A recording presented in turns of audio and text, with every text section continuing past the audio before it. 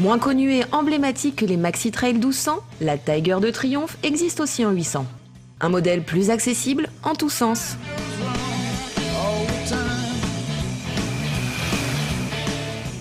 Chers internautes, bonjour.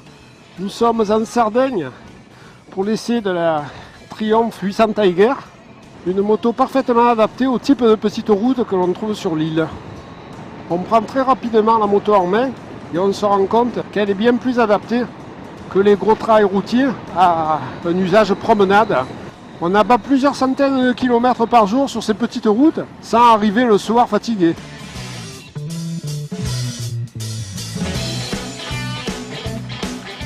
Concurrente directe de la BMW F800 GS et de la nouvelle Honda 800 Cross Runner, elle s'en démarque par son 3 cylindres en ligne de 95 chevaux.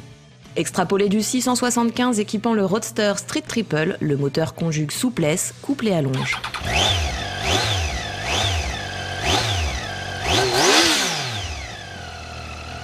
La boîte se montre agréable à l'usage, même si elle n'est pas des plus rapides. L'épée bras oscillant, lui, est en aluminium. Le dessin du cadre en tube d'acier est caractéristique des motos de la marque.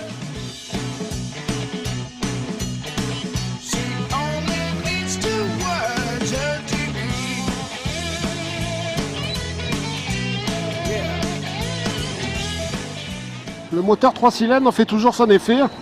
Et je crois que la cylindrée 800 cm3 est vraiment le juste milieu entre une moto qui n'est pas trop creuse et le couple camionnesque de la 1200.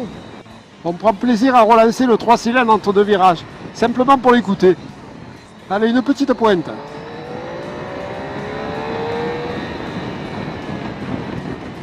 Un moteur de caractère, c'est toujours plus sympa.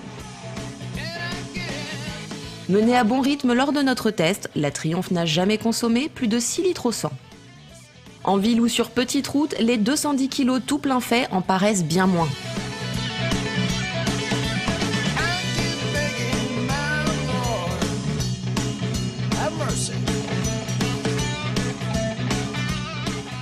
Sur la route, on apprécie la protection du saute-vent qui malheureusement n'est pas réglable.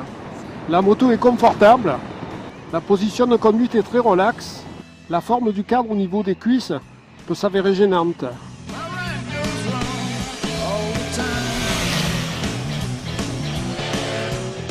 La serrure, bien en évidence, déverrouille les deux selles. Sous la partie passager, on entre sans forcer un U de grande taille. Ergonomique, la selle pilote se règle sur deux hauteurs pour ne léser personne.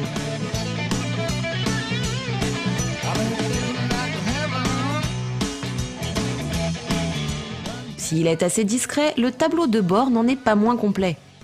Sur la gauche, le pavé numérique affiche les fonctions habituelles, auxquelles s'ajoute un ordinateur de bord proposant vitesse et consommation moyenne, ainsi que le kilométrage restant avant l'arrêt à la pompe. Une prise 12 volts a été placée contre le contacteur, pratique pour recharger son portable ou brancher un GPS.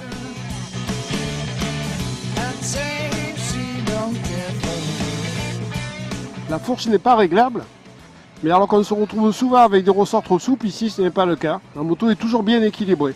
Le freinage est puissant et dosable. Et sur notre machine d'essai, il est secondé par l'ABS. C'est vraiment un régal. Jamais trop violent comme des freins radio. Le choix de taille de pneus assez fine ajoute à la maniabilité, incontestablement, même sur route humide.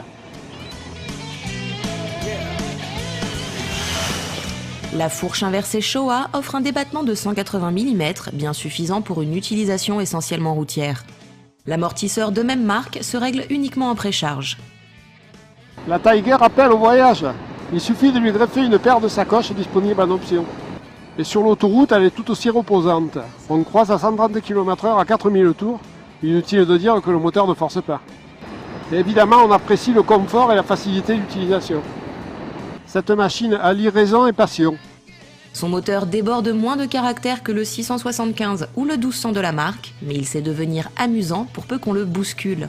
La Triumph excelle dans le rôle de bonne à tout faire, mais nous a impressionnés par sa facilité et son comportement très sain.